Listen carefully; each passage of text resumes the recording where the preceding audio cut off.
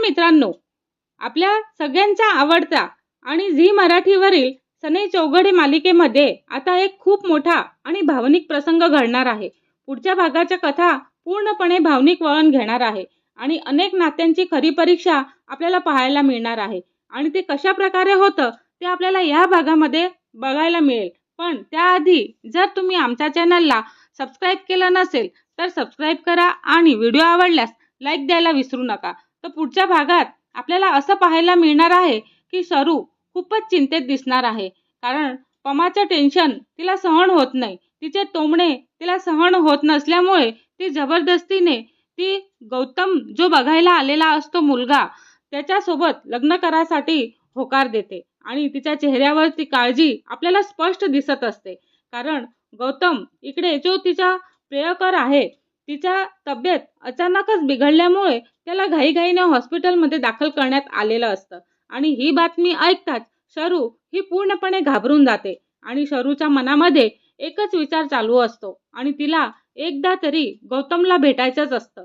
पण घरच्यांना कळलं तर मोठा गोंधळ होईल ह्या भीतीने ती खूप अस्वस्थ झालेली असते. तरीही ती शेवटी धाडस करून हॉस्पिटलमध्ये जाण्याचा निर्णय घेते आणि तिच्यासोबत तिची बहीणही असते आणि दोघीही खूप घाबरलेल्या अवस्थेत हॉस्पिटलच्या दिशेने निघतात. हॉस्पिटलमध्ये पोहोचल्यानंतर दोघींच्या चेहऱ्यावरती तणाव आपल्याला स्पष्ट दिसत असतो. कोणाला कळू न देता त्यांना गौतमला कसं भेटायचं त्याचा त्या दोघीही विचार करत असतात. त्या शांतपणे आत जातात आणि आजूबाजूला कोणी पाहत तर नाही ना याची खात्री करत ते पुढे सरकतात.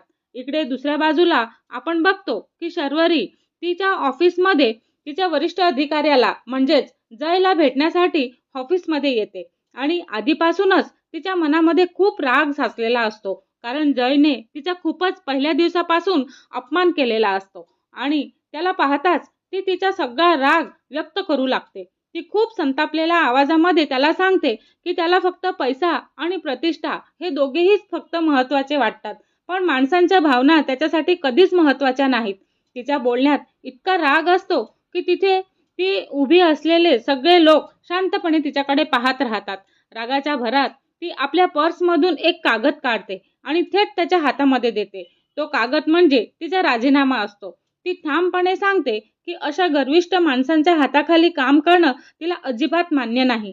दरम्यान इकडे आपण बघतो की शरू ही शांतपणे गौतमच्या रूमच्या दिशेने जाते आणि तिचं हृदय खूप जोरामध्ये धडधडत असतं आणि घाबरलेली असते. शेवटी ती दरवाजा हळूच उघडते आणि आतमध्ये प्रवेश घेते आणि जय इकडे गौतम हा बेडवरती बसलेला असतो आणि शरूला पाहताच त्याच्या चेहऱ्यावरती एक वेगळाच भाव उमटतं. त्याच्या डोळ्यामध्ये पाणी येतं आणि तो खूप भावुक होतो आणि इकडे शरूही त्याला पाहून स्वतःला सावरू शकत नाही. दोघांमध्ये काही क्षण शांतता असते आणि त्यानंतर शरू ही हळूहळू बोलायला सुरुवात करते. ती खूप दुःखी आवाजामध्ये त्याला सांगत असते की तिचं लग्न दुसऱ्या मुलासोबत ठरलेलं आहे आणि आता त्यांच्या दोघांसाठी एकत्र येणं हे खूप कठीण झालेलं आहे. हे ऐकून इकडे गौतम पूर्णपणे हादरून जातो. त्याच्या चेहऱ्यावरती प्रचंड दुःख आपल्याला दिसत असतं आणि तो तिला सांगत असतो की त्याला तिच्याशिवाय आयुष्याची कल्पनाही करता येत नाही. तो कबूल करतो की तो तिच्यावरती मनापासून प्रेम करतो आणि तिला विसरणं त्याच्यासाठी अशक्यच आहे. इकडे शरू त्याला खूप समजावण्याचा प्रयत्न करते पण आणि ती त्याला सांगत असते की त्याने पुन्हा कधीही स्वतःला इजा करण्याचा विचार करू नये आणि ती त्याला विनंती पण करते की त्याने मजबूत राहावं आणि स्वतःच्या आयुष्याची काळजी घ्यावी. ह्यानंतर घरी परतल्यावरती आपण बघतो की शर्वरी ती आईसमोर सगळं सत्य सांगते आणि ती आईला सांगते की तिने आता नोकरी सोडलेली आहे. तिच्या आवाजात अजूनही राग आणि दुःख दोन्हीही आपल्याला दिसत असतं. हे ऐकून तिची आई शांतपणे तिचं म्हणणं ऐकून घेते आणि काही क्षण विचार करून ती आपल्या मुलीला साथ देते आणि ती सांगते की पैशांपेक्षा स्वाभिमान मोठा असतो आणि जर कोणी आपल्या कुटुंबाचा अपमान करत असेल तर तिथे काम करण्याची काहीही गरज नाही.